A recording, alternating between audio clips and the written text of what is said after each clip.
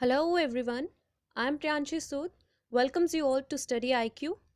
So guys, today we'll talk about the topic relationship of anthropology with other disciplines. So friends, like I have told you in last lecture also that anthropology एक बहुत ही broad science है.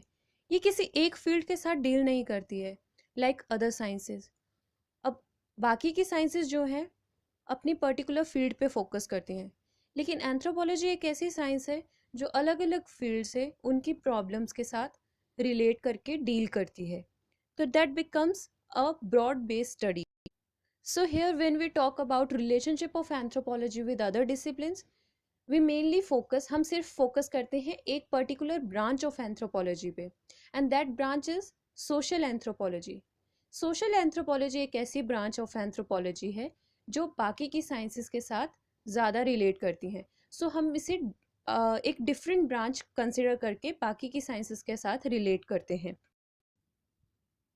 So moving on, यहाँ हम देख सकते हैं कि anthropology किन किन साइंसेस के साथ रिलेट करती है. So here we can see social science in relation with anthropology, behavioural science, humanity, earth science, life science and medical science. तो चलिए एक एक करके इन साइंसेस का एंथ्रोपोलॉजी के साथ रिलेशन पढ़ते हैं. बट आगे बढ़ने से पहले मैं आपको यहाँ पे बताना चाहूँगी कि ये टॉपिक काफ़ी इंपॉर्टेंट है यूपीएससी के पॉइंट ऑफ व्यू से. काफ़ी बार यूपीएससी में ये क्वेश्चन पूछा जा चुका है कि what is the relationship of anthropology with other discipline. So guys, this is an important topic. So सबसे पहले बात करते हैं social anthropology with social sciences. Okay, तो सोशियोलॉजी, और सोशियोलॉजी एक ऐसी साइंस है जो स्टडी करती है human behaviour in groups. Groups में इंसान कैसे बिहेव करते हैं उससे डील करती है सोशियोलॉजी. उसी तरह से एंथ्रोपोलॉजी एक ऐसी साइंस है जो मैन की स्टडी करती है, उसके बिहेवियर की स्टडी करती है इन सोशल सराउंडिंग. तो सुनने में कहीं ना कहीं दोनों में बहुत सी सिमिलैरिटीज़ लग रही हैं कि दोनों साइंसेस काफ़ी सिमिलर. अब दोनों साइंसेस अपनी सिमिलैरिटीज़ के बेसिस पे डिफरेंट मेथड्स यूज़ करती हैं for the collection and analysis of data they collect. जो भी डेटा वो कलेक्ट करते हैं उनके लिए वो सिमिलर मेथड्स ही यूज़ करती हैं दोनों साइंसेस. और ये मेथड्स कौन कौन से हो सकते हैं, जैसे sampling, statistical analysis. Statistical techniques जो यूज़ की जाती हैं वो फिगर्स में, टर्म्स में डेटा कलेक्ट करना हो तो उस लिए यूज़ की जाती हैं. तो अब जैसे हम यहाँ पे सोशल एंथ्रोपोलॉजी के बारे में बात कर रहे हैं, तो डिफरेंट एंथ्रोपोलॉजिस्ट ने अपनी ओपिनियन दी थी रिगार्डिंग सोशल एंथ्रोपोलॉजी. तो उनमें से इवान प्रिचर्ड का कहना है कि सोशल एंथ्रोपोलॉजी एक ऐसी ब्रांच है सोशियोलॉजिकल साइंसेस की जो प्रिमिटिव स्टडीज़ को डिवोट करती हैं, लाइक प्रिमिटिव सोसाइटीज़ के साथ डील करती हैं. प्रिमिटिव सोसाइटीज़ कैसी थी, वहाँ पे इंसान का क्या बिहेवियर था, कल्चर था, उसके साथ डील करती है सोशल एंथ्रोपोलॉजी. उसी तरह से रेडक्लिफ ब्राउन कहते थे कि एंथ्रोपोलॉजी को कंपैरेटिव सोशियोलॉजी का नाम दिया जाए. क्योंकि कंपैरेटिव सोशियोलॉजी यहाँ इसलिए कहा गया क्योंकि इवान प्रिचर्ड ने सोशल एंथ्रोपोलॉजी प्रिमिटिव सोसाइटीज़ के नज़रिए से डील करा. तो प्रिमिटिव सोसाइटीज़ और एडवांस सोसाइटीज़ में अब क्या कंपैरिजन है, वो रेडक्लिफ ब्राउन ने कहा कि हम सोशल एंथ्रोपोलॉजिस्ट को कंपैरेटिव स्टडी कहेंगे. इसके बाद बात आती है लेवी स्ट्रॉस. लेवी स्ट्रॉस भी एक एंथ्रोपोलॉजिस्ट हैं, सोशल एंथ्रोपोलॉजिस्ट हैं, जिन्होंने कहा कि ये एंथ्रोपोलॉजी की स्पेशल फॉर्म बन चुकी है अब. तो अब हम सोशल एंथ्रोपोलॉजी को एक सेपरेट ब्रांच की तरह डील करेंगे. अब हमने देखा कि यहाँ पे दोनों साइंसेस के बीच में बहुत सी सिमिलैरिटीज़ हैं.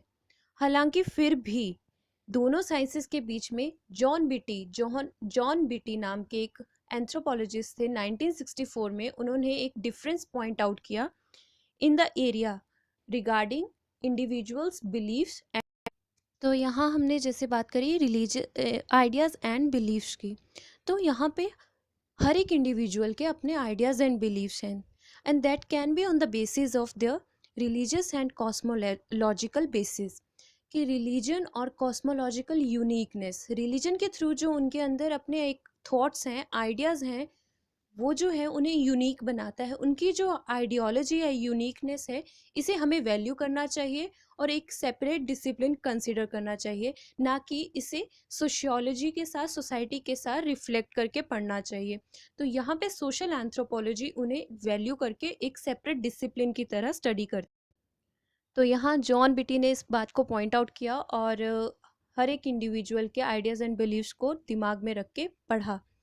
अब सारे एंथ्रोपोलॉजिस्ट, सोशल एंथ्रोपोलॉजिस्ट जो थे, वो इसी आइडियोलॉजी को फॉलो करने लग गए और हर एक इंडिविजुअल की आइडियोलॉजी को, आइडियाज़ को, बिलीव्स को वैल्यू करके उनके सोशल रिलेशन को पढ़ने लग गए। तो अब अगर इसके बाद हम बात करें कंटेम्प्रेरी सोसाइटीज़ की, लाइक जो इंडिया की सोसाइटी है, जिसे हम ना ही प्रिमिटिव सोसाइटी कंसिडर कर सकते हैं आज के टाइम में, ना ही industrially very advance societies consider करते हैं। तो यहाँ पे जो सोशियोलॉजी और सोशल एंथ्रोपोलॉजी है, दो डिसिप्लिन्स में ज़्यादा डिस्टिंक्शन नहीं मार्क की जा सकती। दोनों सिमिलर स्टडीज़ कंडक्ट करती हैं, मेनली बेसिक से टॉपिक्स होते हैं जिन पे हमारी स्टडीज़ होती हैं, such as caste system, village community, फिर आ जाती है race, ethnicity, social class, gender, varna system, power relation in modern nations. तो यही सब बातें हैं जिनके ऊपर हम स्टडी करते हैं। तो हम कहीं ना कहीं सोशल एंथ्रोपोलॉजी और सोशियोलॉजी को एक कॉमन स्टडी कंसिडर करते हैं। इसके बाद आती है रिलेशन विद हिस्ट्री। जो भी इवेंट्स भूतकाल में हो चुके हैं उसके बारे में हम हिस्ट्री के थ्रू पढ़ते हैं, जबकि एंथ्रोपोलॉजी एक सब्जेक्ट है जिसमें हम प्रेजेंट कंडीशंस को पढ़ते हैं। तो एंथ्रोपोलॉजिस्ट हालांकि प्रेजेंट कंडीशन को पढ़ते हैं, लेकिन वो कहीं ना कहीं हिस्टोरियन से डेटा यूज़ करते हैं to study past events as well. Past events की स्टडी करने से उन्हें एक आइडिया हो जाता है to relate that with present condition.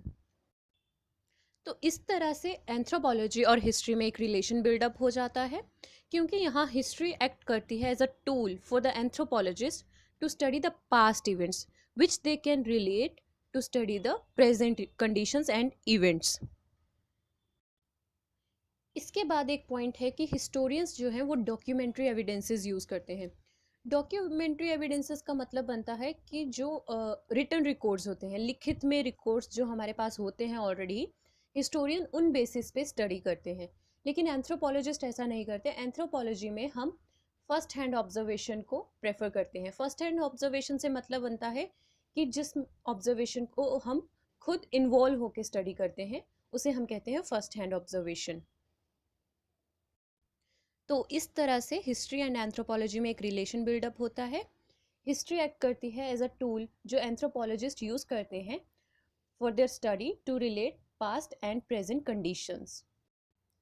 इसके बाद हम पढ़ेंगे रिलेशन विथ साइकोलॉजी। साइकोलॉजी एक ऐसी साइंस है जो डील करती है इंडिविजुअल ह्यूमन माइंड के साथ। इंसानों के जो दिमाग है उसका क्या नेचर एंड फंक्शनिंग है, कैसे वो फंक्शन करता है, इसके बारे में साइकोलॉजी डील करती है।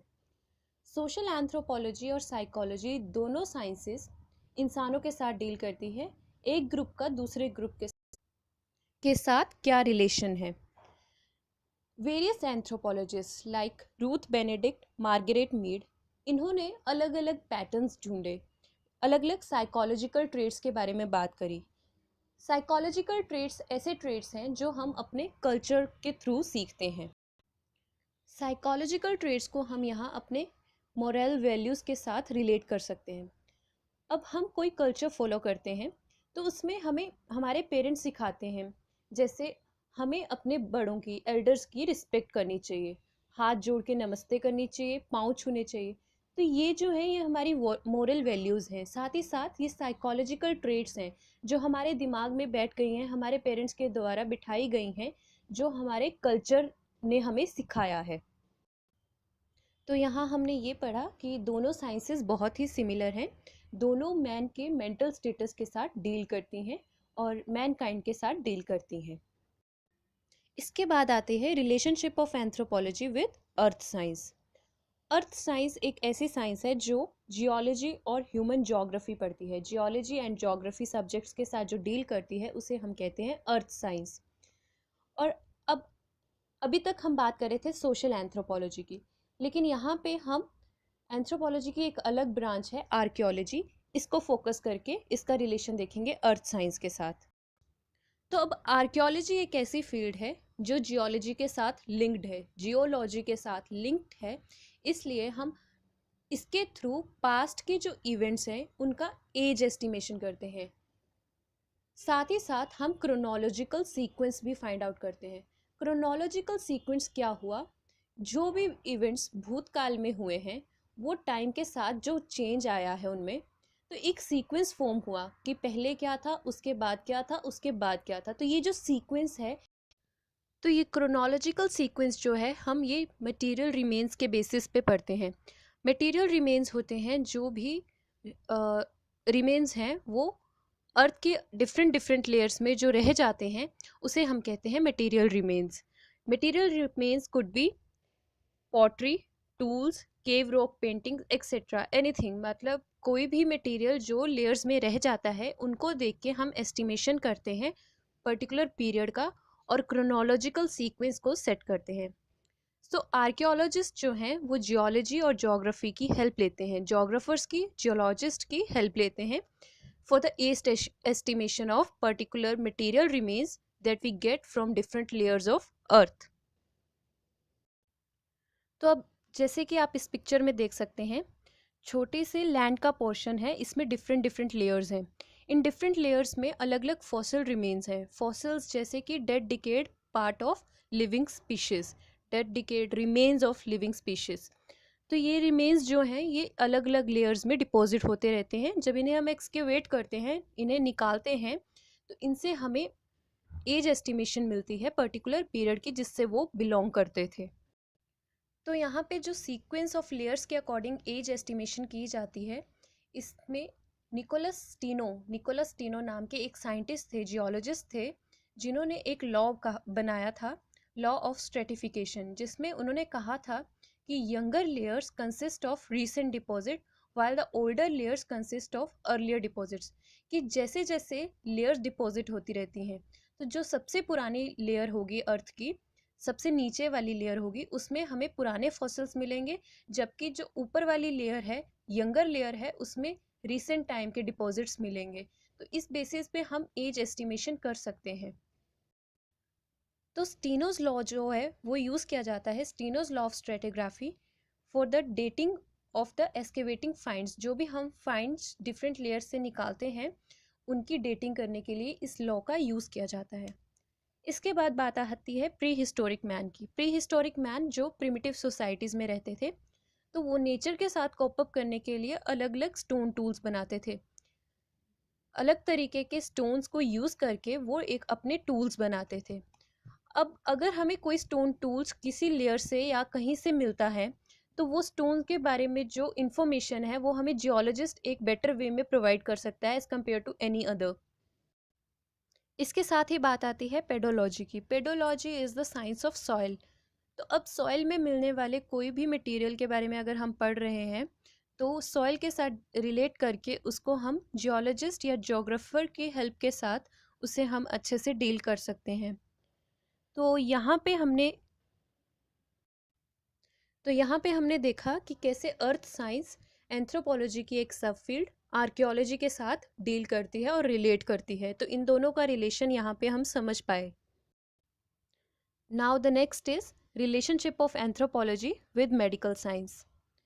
अब मेडिकल साइंस का एंथ्रोपोलॉजी के साथ रिलेशनशिप कह लीजिए, या ऐसा भी कह सकते हैं कि मेडिकल एंथ्रोपोलॉजी एक सेपरेट डिसिप्लिन कंसिडर किया गया after the end of second world war. 1945 में वर्ल्ड वॉर सेकेंड ख़त्म हुई, उसके बाद मेडिकल एंथ्रोपोलॉजी को as a separate discipline consider कर लिया गया। मेडिकल एंथ्रोपोलॉजी में हम बायोकल्चरल अप्रोच को मेन फोकस लेते हुए पढ़ते हैं। सो यहाँ पे बायोकल्चरल अप्रोच की बात की गई। तो सबसे पहले कल्चर क्या है? कल्चर को कंसिडर करेंगे as set of believes and ideas that is shared by group of people. लोगों के ग्रुप है, हम कहते हैं हर एक सोसाइटी का अपना कल्चर होता है, तो हर एक ग्रुप ऑफ पीपल एक कल्चर फॉलो करते हैं जिनमें उनकी अपनी आइडियोलॉजीज होती हैं, अपने आइडियाज़ एंड बिलीव्स होते हैं। तो उस बेसिस पे हम उनका कल्चर सेट करते हैं। अब हर सोसाइटी का अपना अपना कल्चर पैटर्न है, तो इसी कल्चर पैटर्न के अकॉर्डिंग वो हर एक फील्ड में अपनी आइडियोलॉजी, अपने आइडियाज़, बिलीव्स को सेट करते हैं। फॉर एग्जांपल डिजीज़ है, कोई भी डिजीज़ है, कोई भी बीमारी है, उसके लिए हर एक सोसाइटी में जो कल्चर है वो अपने अकॉर्डिंग उस डिजीज़ से ट्रीटमेंट, उसका प्रिवेंशन, क्योर करने की बात करेंगे। हर एक सोसाइटी के अपने नोशंस होंगे और अपनी एक्सपेक्टेशंस होंगे कि हम इस डिज़ीज़ को इस तरह से प्रिवेंट कर सकते हैं, क्योर कर सकते हैं, ट्रीट कर सकते हैं। तो उनके जो नोशंस हैं वो वेरी करेंगे हर एक कल्चर में। तो यहाँ आप देख सकते हैं कि सिंपल स्मॉल सोसाइटीज़ में किस तरह से 7 different type of disease concepts को डिस्क्राइब किया गया है। तो उसमें सबसे पहले आता है सोर्सरी एंड मैजिक। सोर्सरी और मैजिक कहा जाएगा जादू टोना, उसका मतलब है जादू टोना करना।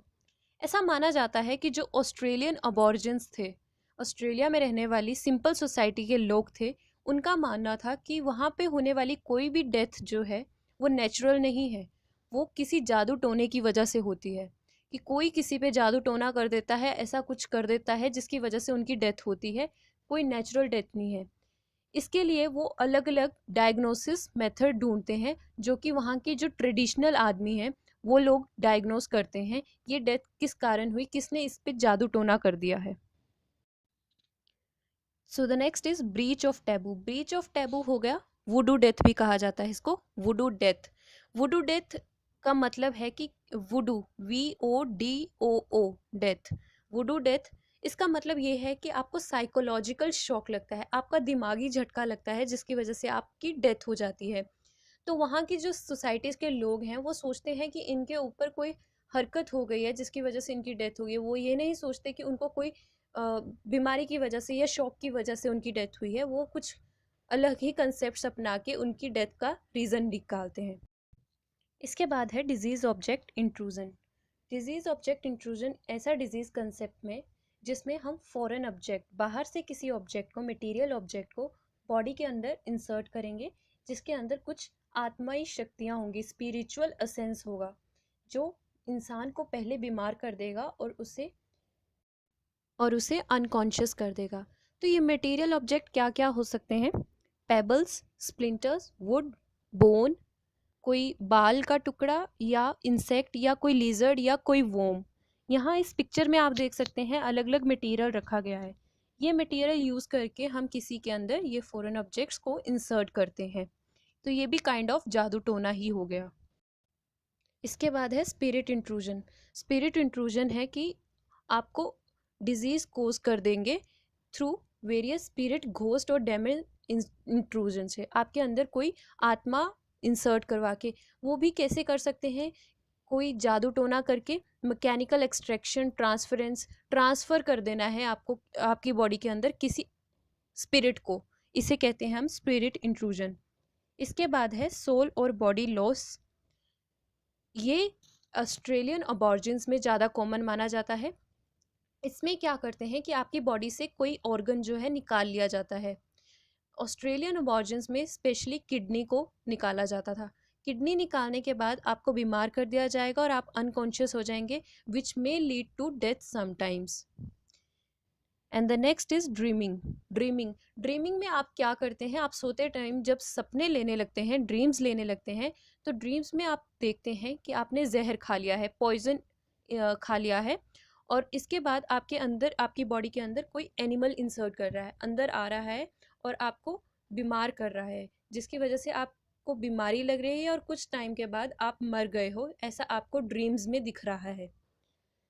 Now the last one is independent occurrence. Independent occurrence में क्या होता है? ये ऐसा डिजीज़ कंसेप्ट है जिसमें माना जाता है कि डिजीज़ को ट्रीट किया जा सकता है विद डोमेस्टिक रेमेडीज़। घरेलू नुस्खों की हेल्प से ही हम डिजीज़ को क्योर कर सकते हैं, ट्रीट कर सकते हैं। सो यहाँ हमने देखा कि 7 different type of disease concepts हैं जिनके बारे में हम बात करते हैं सिंपल सोसाइटीज़ में। सिंपल सोसाइटीज़ में ये डिजीज़ कंसेप्ट्स को मेनली माना जाता है और ट्राइब्स में ज़्यादातर ये चीज़ें कॉमन हैं। तो यहाँ पे मेडिकल एंथ्रोपोलॉजी में हम ये देखते हैं कि इन डिजीज़ के साथ डील करने के लिए मेडिकल प्रैक्टिशनर्स जो हैं, फिजिशियंस जो हैं, उनको इस चीज़ की नॉलेज होनी चाहिए to deal with them and to cure those disease. इसलिए एंथ्रोपोलॉजी यहाँ पे हमें हेल्थ इश्यूज के साथ रिलेट करके पढ़ने में हेल्प करती है। सो यहाँ पे हमने मेडिकल साइंस का एंथ्रोपोलॉजी के साथ रिलेशनशिप देखा और समझा। इसके बाद है relationship of anthropology with life sciences. Anthropology का नेचुरल साइंसेस के साथ रिलेशनशिप काफ़ी डीप है। मेनली हम यहाँ पे zoology, biology, anatomy and genetics के साथ एंथ्रोपोलॉजी का रिलेशनशिप देखते हैं। तो सबसे पहले है जूलॉजी। जूलॉजी में हम मैन की पोजीशन लोकेट करते हैं in animal kingdom. Animal kingdom एक ऐसा किंगडम डिज़ाइन किया गया है जिसमें हर एक लिविंग स्पीशीज को अलग अलग पोजीशंस एंड लोकेशंस दी गई हैं। तो उसमें हम ह्यूमंस की position and location find out करते हैं, साथ ही साथ स्टेटस ऑफ इवोल्यूशन चेक करते हैं। Evolution is process of changing with time, change in trends with time. तो ये हम देखते हैं जूलॉजी के through. Next is biology. Biology में हम इवोल्यूशन को पढ़ते हैं from pre humans to modern humans. Pre humans हुए अर्ली मैन, प्रिमिटिव सोसाइटी में रहने वाले, पुरानी सोसाइटी में, पास्ट सोसाइटी में जो अर्ली मैन था, अर्ली मैन से कैसे मॉडर्न मैन में इंसान कन्वर्ट हुआ, इसे हम पढ़ते हैं बायोलॉजी के थ्रू इवोल्यूशन के कंसेप्ट से। Evolution is a process which occurs by variations through different generations. अलग अलग जनरेशंस में जो वेरिएशंस आ रही हैं उसकी वजह से जो एक रिजल्ट है, कंक्लूजन है, उसे हम कहते हैं धीरे धीरे इवोल्यूशन हो रहा है। तो इसे हम बायोलॉजी के अंडर पढ़ते हैं। इसके बाद आती है एनाटॉमी। एनाटॉमी में हम इंसान के फिजिकल स्ट्रक्चर्स का, फिजिकल फीचर्स का फंक्शन एंड ऑपरेशन देखते हैं। फिजिकल फीचर्स और स्ट्रक्चर्स क्या हुए, जैसे ब्रेन, हार्ट, किडनी, लंग्स, ये सब जो हैं ये कैसे काम करते हैं, इनका फंक्शन क्या है, इनका ऑपरेशन क्या है, तो ये सब हम देखते हैं एनाटॉमी के अंदर। Now the next is genetics. Genetics concern with variations in different populations. अलग अलग पॉपुलेशन में क्या वेरिएशंस आ रही हैं, और जैसे मैंने बताया कि वेरिएशन का रिजल्ट है, कंक्लूजन है इवोल्यूशन। तो वेरिएशन क्या इवोल्यूशन कॉज कर रही है, वो हम अलग अलग पॉपुलेशन में स्टडी करते हैं, और उसी बेसिस पे हम अलग पॉपुलेशंस को नाम देते हैं रेस का, कि हर एक पॉपुलेशन जो है वो जेनेटिकली इनवेरिएबल है, डिफरेंट है। तो उस बेसिस पे हम रेसेस में पॉपुलेशन ग्रुप्स को क्लासीफाई करते हैं। तो ये हम जेनेटिक्स के थ्रू स्टडी करते हैं। अब 1871 में एक बहुत ही फेमस बायोलॉजिस्ट रहे हैं पॉल ब्रोका। उनका कहना है, पॉल ब्रोका का कहना है कि फिजिकल एंथ्रोपोलॉजी एक ऐसी ब्रांच ऑफ एंथ्रोपोलॉजी है जो ह्यूमैनिटी को ओवरऑल व्यू में तो स्टडी करती है, जैसे कि एंथ्रोपोलॉजी का शुरू से कहना यही है, to study man in a holistic manner. Overview जो है उसका होलिज्म होना चाहिए, टोटल बीइंग। तो ह्यूमैनिटी को तो हमने होलिस्टिक व्यू में स्टडी करना ही है, साथ ही साथ ह्यूमैनिटी को हमें रिलेट करना है विद नेचर। नेचर के साथ वो कैसे रिलेट करती है, कैसे कोप अप करती है, ये भी हमें फिजिकल एंथ्रोपोलॉजी के थ्रू पढ़ना है। और साथ ही उनका कहना था कि जो फिजिकल एंथ्रोपोलॉजी है वो सिर्फ कंटेम्प्रेरी एवरेज मैन, जो आज का इंसान है, उसकी स्टडी तक ही रिस्ट्रिक्ट नहीं रहती है कि उसी की स्टडी करेंगे टोटल बीइंग में, ऐसा नहीं है। वो स्टडी करती है comparative study concerning past, present and future, कि हम इंसान की स्टडी करें टोटल बीइंग में and also in relation with nature, but हम उसको करेंगे comparative study with his relation with past, present and also in future. तो कंपैरेटिव स्टडी की कैसे अर्ली फॉर्म से वो मॉडर्न मैन में चेंज हुआ, क्या क्या स्टेजेस थी इवोल्यूशन की, क्या क्या प्रोसेसेस थी जो वहाँ पे फॉलो हुई, क्या क्या चेंजेस थी जो उसने अडेप्ट करी और वो मॉडर्न ह्यूमन बीइंग में चेंज हुआ। तो फिजिकल एंथ्रोपोलॉजी हम जब स्टडी करते हैं तो एनाटॉमी, जेनेटिक्स, बायोलॉजी जैसी साइंसेस के साथ रिलेट करके पढ़ते हैं, so that it makes the sense of studying the anthropology as a comparative science. Now the next is relationship with environment. Environment के साथ क्या रिलेशनशिप है, तो जर्मन एंथ्रोपोजियोग्राफर थे फ्रेडरिक रेट्जल। फ्रेडरिक रेट्जल का कहना है कि इंसान का जो लाइफ सेटअप है वो नेचर के साथ बहुत हद तक रिलेट है। जिस एनवायरनमेंट में, जिन नेचुरल सेटिंग्स में वो रह रहा है, वो कहीं ना कहीं बहुत ही महत्वपूर्ण रोल प्ले करती हैं to make his life setup easy and comfort. उसका जो लाइफ सेटअप है और उसका जो लाइफ स्टाइल है वो बहुत ही ज़्यादा रिलेट करता है उसकी नेचुरल सेटिंग्स के ऊपर। मैन को एज रिगार्ड किया जाता है product of interaction between heredity and environment. जिस तरह से हम एनवायरनमेंट के साथ इंटरैक्ट करते हैं तो वो कहीं ना कहीं बहुत ही इम्पोर्टेंट रोल प्ले करता है कि वो इंसान का कैसा लाइफस्टाइल होगा वहाँ पे रहने वाला। लाइक अब प्रिमिटिव सोसाइटीज़ थी तो वहाँ पे इंसान कैसे नेचुरल सेटिंग्स में एडजस्ट होता था, अडेप्ट होता था। और आज की जो मॉडर्न सोसाइटी है उसमें अब क्या क्या चेंजेस आ गए हैं, जैसे घर बन गए हैं, इंडस्ट्रीज बन गई हैं, तो उनका जो मैन का जो रिलेशन है वो एनवायरनमेंट पे और नेचुरल सेटिंग्स के ऊपर काफ़ी हद तक डिपेंड करता है। अब जैसे कि इस पिक्चर में आप देख सकते हैं कि अलग अलग लिविंग स्पीशीज़ जो हैं कैसे एक दूसरे के साथ इंटरैक्ट कर रही हैं और एक दूसरे पे डिपेंडेंट हैं for there lifestyle and life setup. तो यहाँ से हम ये डिपिक्ट कर सकते हैं कि कैसे इंसान भी एनवायरनमेंट के साथ इंटरैक्ट करता है और इंसान भी एनवायरनमेंट के ऊपर डिपेंड करता है, डिपेंडेंट है to get the things from the environment which are usable for his sustainable adjustment and adaptation. अब जैसे कि इस पिक्चर में आप देख सकते हैं कि अलग अलग लिविंग स्पीशीज़ जो हैं कैसे एक दूसरे के साथ इंटरैक्ट कर रही हैं और एक दूसरे पे डिपेंडेंट हैं for there lifestyle and life setup. तो यहाँ से हम ये डिपिक्ट कर सकते हैं कि कैसे इंसान भी एनवायरनमेंट के साथ इंटरैक्ट करता है और इंसान भी एनवायरनमेंट के ऊपर डिपेंड करता है, डिपेंडेंट है to make his livelihood easy and comfortable. वो एनवायरनमेंट के साथ कैसे कॉप अप कर सकता है और उस एनवायरनमेंट में कैसे एडजस्ट कर सकता है, उसके साथ कैसे रिलेट कर सकता है, इसके लिए वो एनवायरमेंटल रिसोर्सेज के साथ इंटरैक्ट करता है।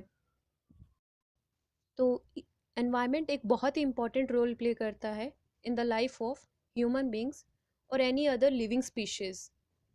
सो यहाँ पे relationship of anthropology of environment समझा गया। अगली बात करते हैं relationship of anthropology with humanities.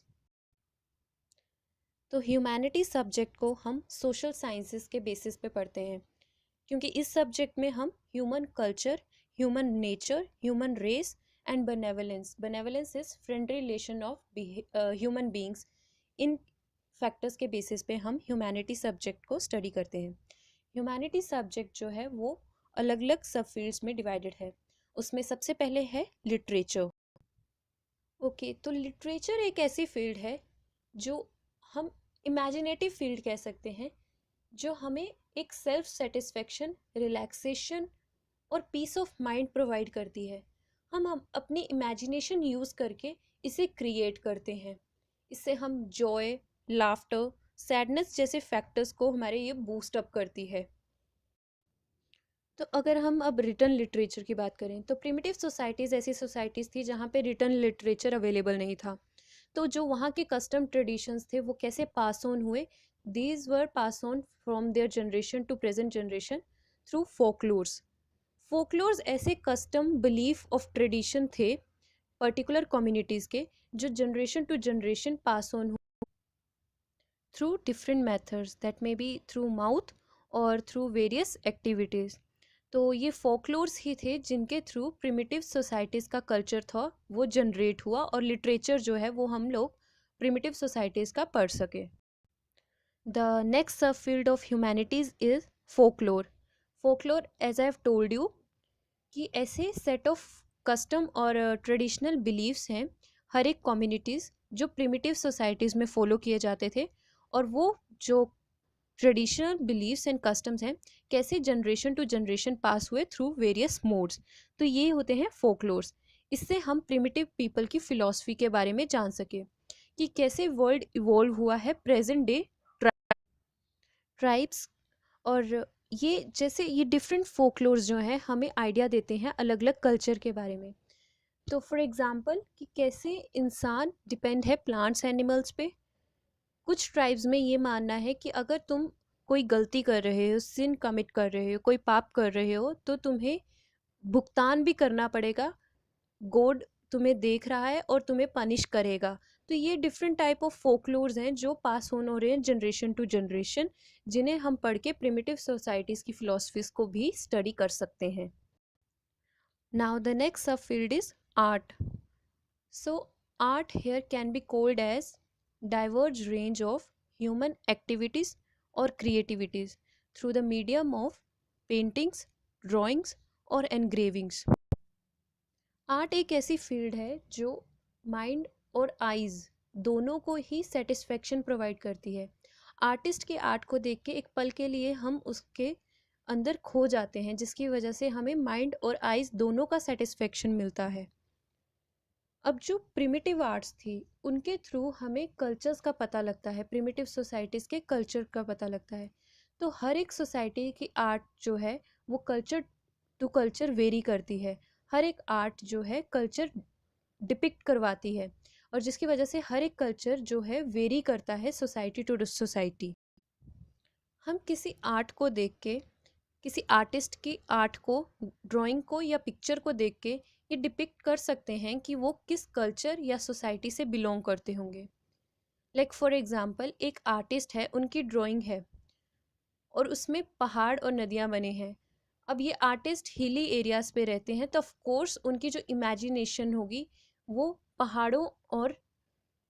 पहाड़ों में ही होगी ना, हिली एरियाज़ के थ्रू होगी। तो वो कहीं समुद्री एरिया के साथ या डेजर्ट के साथ कनेक्ट नहीं करेंगे, वो हिली एरियाज़ को अपने दिमाग में रख के उस अकॉर्डिंग ड्राइंग करेंगे। तो यहाँ से हमें एक आइडिया मिल जाता है कि ये जो पेंटिंग है किस कल्चर के साथ रिलेटेड है। So like this way we can deal with mankind and his culture through art. So अब यहाँ पे आप इन पिक्चर्स में देख सकते हैं कैसे आर्टिस्ट ने अलग अलग पेंटिंग्स और ड्राइंग्स बनाई हैं। कुछ एनग्रेविंग्स हैं, कुछ पेंटिंग्स हैं। इन पेंटिंग्स में आप देख सकते हैं कि कैसे कम्युनिटीज़ को शो किया गया है कि कैसे वो अपना लाइफस्टाइल जीते हैं, कैसे वो रहते हैं, उनकी कम्युनिटीज़ में क्या क्या कल्चर फॉलो करते हैं। और एक पिक्चर में एनग्रेविंग्स दिखाई हैं जिसमें डिफरेंट सिम्बल्स शो किए हैं। तो ये सिम्बल्स जो हैं उनके कल्चर को कहीं ना कहीं प्रिडिक्ट करते होंगे या कुछ ऐसा शो किया होगा जो उनके कम्युनिटी या कल्चर के साथ रिलेट करता होगा। तो these are the different various ways to depict और describe their cultural forms through arts. Now art is also of two types, that is pure art and applied art. Pure art is a type of art जहाँ पे artist को कुछ भी express या describe नहीं करना होता है, वो बस अपनी ब्यूटी एंड प्लेजर के लिए इमेजिनेशन से ड्रॉ कर देता है, इसमें कुछ भी डिस्क्राइब करने की ज़रूरत नहीं है. On the other hand, applied art is a type of art where artists have to express or describe something through his art. उसे कुछ ना कुछ मैसेज कन्वे करना होता है अपने कल्चरल पैटर्न्स पे या कुछ भी रिलेट करना होता है through his art. So this is all about art and humanities. तो यहाँ हमने देखा कि ह्यूमैनिटीज़ कैसे एंथ्रोपोलॉजी सब्जेक्ट के साथ रिलेटेड है. तो आज की वीडियो में हमने कवर किया topic relationship of anthropology with other disciplines. So will come with the next topic in the next video. तब तक के लिए thank you so much and stay tuned.